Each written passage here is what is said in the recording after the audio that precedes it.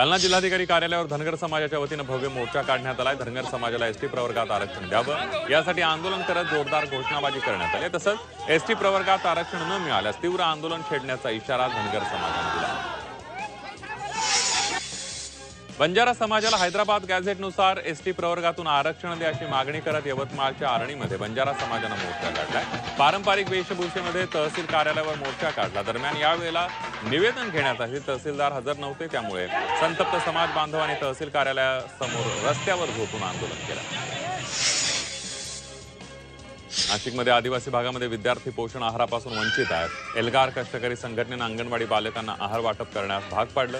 बालकांना गेल्या वर्षभरापासून आहार मिळत नव्हता, मात्र आहार मिळतो असं ऑनलाईन पद्धतीने दाखवण्यात आलं। खोटं रजिस्टर बनवणाऱ्या अधिकारी कर्मचारी यांच्यावर कारवाई करावी अशी मागणी या संघटनेने केली आहे। खेडमध्ये आदिवासी समाजानं आंदोलन केलेलं आहे। इतर समाजाकडून आरक्षणामध्ये होणारी घुसखोरी थांबवा अशी मागणी करत आंदोलन करण्यात आलंय। आरक्षणाचा हक्क अबाधित राहावा, अन्यथा रस्ते आणि पाणी रोखण्याचा इशारा यावेळेला आदिवासी समाजाने दिलाय। ओबीसी नेते लक्ष्मण हाकेंचे निकटवर्तीय पवन करवर यांच्यावर बीडमधील माजल गावात प्राणघातक हल्ला करण्यात आलाय। एका हॉटेलवर जेवायला थांबलेले असताना जमावानं बेदम मारहाण केली आहे। या मारहाणीची सखोल चौकशी केली पाहिजे, आरोपीवर मकोका लावला पाहिजे अशी मागणी नवनाथ वाघमारे यांनी केली आहे। नाशिकच्या नांदगाव इथं सकल बंजारा समाजाकडून विराट मोर्चा काढण्यात आलाय। हैदराबाद गॅझेटियरनुसार एसटी प्रवर्गातून बंजारा समाजाला आरक्षण मिळावं अशी मागणी करत जोरदार घोषणाबाजी करण्यात आली। या मोर्चात पारंपरिक पेहराव परिधान करत मोठ्या संख्येनं बंजारा समाजाचं नागरिक मोठ्या प्रमाणावर उपस्थित होते। नवी मुंबई आंतरराष्ट्रीय विमानतळाचं अनौपचारिक उद्घाटन या महिन्याच्या अखेरीस होण्याची शक्यता आहे। त्यानंतर डिसेंबरपासून व्यावसायिक उड्डाणं सुरू होणार आहेत। त्याच पार्श्वभूमीवर एअर इंडिया समूहानं विस्तार आराखडा जाहीर केला असून एअर इंडिया एक्सप्रेस मार्फत सुरुवातीला दररोज 20 उड्डाणं सुरू केली जाणार आहेत।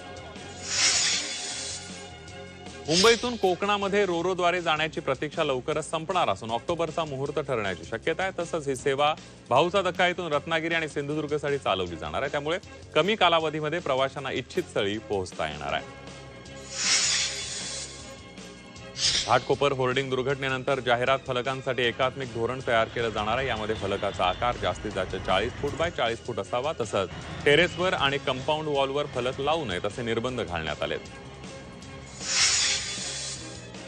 चंद्रपूर महानगरपालिकेतर्फे नागरिकांच्या आरोग्यासाठी विविध उपक्रम राबवण्यात येत आहेत। या उपक्रमांतर्गत आतापर्यंत 6 शिबिरं यशस्वीरित्या संपन्न झाली असून नागरिकांची मोठ्या प्रमाणावर आरोग्य तपासणी करण्यात आली। नीट परीक्षेत यश मिळवल्यानंतरही डॉक्टर व्हायचं नसल्यानं 19 वर्षीय विद्यार्थ्यानं आत्महत्या केल्याचा धक्कादायक प्रकार चंद्रपुरात उघडकीला आलाय। अनुराग बोरकर असं या मृत विद्यार्थ्याचं नाव आहे। अनुरागला नीट परीक्षेमध्ये 99.99% गुण मिळाले होते। उत्तर प्रदेशातील गोरखपूर इथल्या वैद्यकीय महाविद्यालयात MBBS प्रवेशासाठी जाण्यापूर्वी त्यानं आपलं जीवन संपवलंय। नाशिकच्या वडनेर गेट परिसरामध्ये चिमुकल्याचा मृतदेह आढळलाय। काल संध्याकाळी या चिमुकल्यावर बिबट्यानं हल्ला करत त्याला उचलून नेलं। वडिलांसमोर बिबट्यानं लहान मुलाला उचलून नेल्यानं परिसरात भीतीचं वातावरण पसरलंय। बिबट्याचे हल्ले वाढत असल्यानं आता बंदोबस्त करण्याची मागणी करण्यात येते आहे। मालेगावच्या देवारपाडे गावामध्ये कान्होळी नदीमध्ये अज्ञात महिलेचा मृतदेह सापडलाय। जोरदार पावसामुळे नदीला पूर आला होता आणि याच पुरामुळे त्या महिलेचा मृतदेह वाहून आल्याचं सांगितलं जात आहे। मृत महिलेचं वय साधारणतः 30 ते 35 वर्षांच्या आसपास असल्याचा अंदाज आहे। मृतदेह शवविच्छेदनासाठी पाठवण्यात आलाय। गोदावरी नदीला पूर आल्यानं नांदेड जिल्ह्यातील शेकडो हेक्टर शेती पाण्याखाली गेली आहे। नदीकाठच्या गावातील सर्वच पिकं पाण्याखाली गेली आहेत। उभी पिकं नाहीशी झाल्यानं शेतकरी हवालदिल झालाय। ओला दुष्काळ जाहीर करा, नाहीतर आत्महत्येशिवाय पर्याय नाही अशी प्रतिक्रिया शेतकऱ्यांनी दिली आहे। सातारा जिल्ह्यातील खटाव, माण आणि कोरेगाव तालुक्यातील पावसानं मोठ्या प्रमाणावर झोडपून काढलेला आहे। सतत पडणाऱ्या मुसळधार पावसानं शेती पिकांचं मोठं नुकसान झालंय।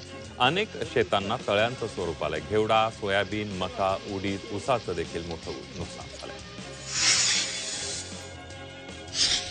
जालना जिल्ह्यात ढगफुटी सदृश्य पावसामुळे शेतकऱ्यांच्या पिकांचं अतोनात नुकसान झालेलं आहे। वाकुळणी गावामध्ये राहणाऱ्या एका दाम्पत्याचं 3.5 एकरावरील सोयाबीन पीक अक्षरशः सडले। आता खायचं काय असा सवाल त्या दाम्पत्याला पडलेला आहे। आमदार नारायण कुचे यांनी दाम्पत्याला मदतीचं आश्वासन दिलंय। नागपुरात दमदार पाऊस झालाय। दुपारी 4 नंतर ढग दाटून आलेत आणि त्यानंतर शहरात पावसाला सुरुवात झाली। दरम्यान नागपूर प्रादेशिक हवामान विभागानं विदर्भासाठी येलो अलर्ट दिलेला आहे, तर उद्या गडचिरोली, चंद्रपूर आणि यवतमाळ जिल्ह्याला ऑरेंज अलर्ट जारी करण्यात आलाय। अतिवृष्टीमुळे मराठवाड्याचं अतोनात नुकसान झालंय। अनेक गावं पाण्याखाली गेल्यानं नागरिकांसह शेतकरी हतबल झालेत। कोल्हापूरकरांनो, मराठवाड्याला साथ देऊ याचं आवाहन सतेज पाटलांनी केलंय। किराणा सामान, प्रथमोपचार साहित्य, सॅनिटरी पॅड्स, कपडे, ब्लँकेट, शालेय साहित्य देण्याचं आवाहन सतेज पाटील यांनी केलंय। वर्ध्यात मेकॅनिकल इंजिनियर असलेल्या युवकानं ड्रॅगन फ्रूटच्या शेतातून लाखो रुपये कमावलेत। तुषार नंदनवार असं या युवकाचं नाव आहे। त्यानं पारंपरिक शेतीला फाटा देत ड्रॅगन फ्रूटची शेती केली। अर्धा एकर शेतीमध्ये त्यानं एक अनोखा प्रयोग यशस्वी केलाय। तुषारने आता शेतामध्ये 5000 नवीन झाडांची लागवड केली असून येणाऱ्या काळामध्ये लाखोंच्या कमाईची अपेक्षा। लातूर जिल्ह्यातील मागील 8 दिवसांपासून मुसळधार पावसानं थैमान घातलेलं आहे। या पावसामुळे तेरणा नदीला पूर आलाय। हजारो हेक्टरवरील पिकं पुराच्या पाण्याखाली गेली आहेत। बळीराजाच्या हातातोंडाशी आलेला घास निसर्गानं हिरावून घेतलाय, त्यामुळे शेतकऱ्यांना अश्रू अनावत झाले। परभणी जिल्ह्याला पुराचा तडाखा बसलाय। गोदावरी, दुधना नदीच्या पुराच्या 36 गावांना विळखा पडलेला आहे आणि त्यामुळे 66,000 हेक्टरवरील पिकांचं नुकसान झालं असून 573 घरांची पडझड झाली आहे। बुलढाणा जिल्ह्यातल्या 4 तालुक्यांना अतिवृष्टीचा मोठा फटका बसलेला आहे। सिंदखेडराजा तालुक्यातील सोनोशी, वर्दडी, रुमना या गावामध्ये प्रचंड नुकसान झालंय। या भागात शेती पिकांचं सर्वाधिक नुकसान झालंय।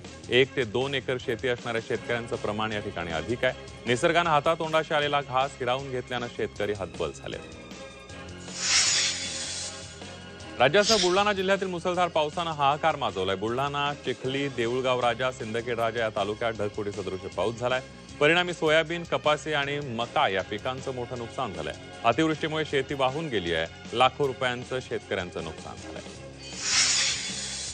जालना जिल्ह्यातील गोदेगाव इथं ढगफुटी सदृश पाऊस झालाय, त्यामुळे कपाशी, सोयाबीनची माती झाली आहे। त्यामुळे शेतकरी हतबल झालाय। सरकारनं ओला दुष्काळ जाहीर करून सरसकट नुकसान भरपाई द्यावी अशी मागणी शेतकऱ्यांकडून करण्यात येते आहे। दुष्काळी पट्टा म्हणून ओळखला जाणाऱ्या सातारा जिल्ह्यातील खटाव आणि माण तालुक्यामध्ये मे महिन्यापासून सप्टेंबर महिन्यापर्यंत तुफान पाऊस झाला। दोन्ही तालुक्यांना पावसानं अक्षरशः झोडपून काढलंय। अनेक शेतांमध्ये तळ्याचं स्वरूप आलंय। सोयाबीन, मका, उडीद, मूग, कडधान्य या पिकांना मोठा फटका बसलाय। हातातोंडाशी आलेला घास पावसानं हिरावल्यानं शेतकरी हतबल झालाय।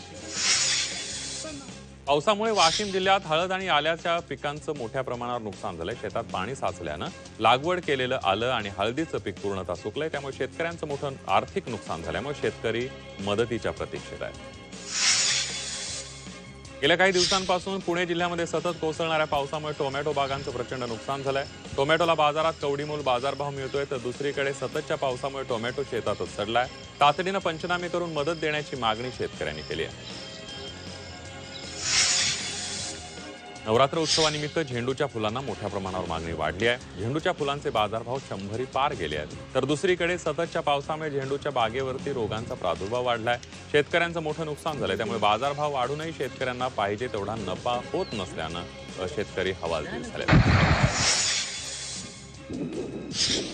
अहिल्यानगर जिल्ह्यातील दक्षिण भागाला पावसानं चांगलं झोडपलंय। अनेक ठिकाणी रस्ते वाहून गेलेले आहेत। शेवगाव तालुक्यातील प्रभू वाडगाव या गावाला मुख्य मार्गावरून जोडणारा रस्ता पावसाच्या पाण्यामुळे वाहून गेलाय, त्यामुळे जीवावर उदार होऊन ग्रामस्थांना या पुलावरून प्रवास करावा लागतोय।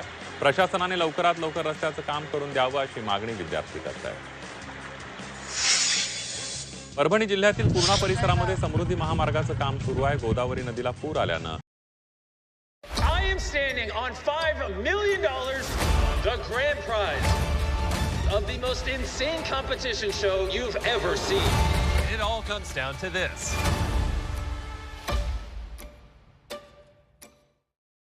मॉन्टो कार्लो कंपनीचे 3 कर्मचारी शिवारामध्ये अडकलेत। तहसीलदार माधव बोथीकर यांनी घटनास्थळी धाव घेतली। आपत्ती व्यवस्थापन पथकानं तिघांची सुखरूप सुटका केली आहे।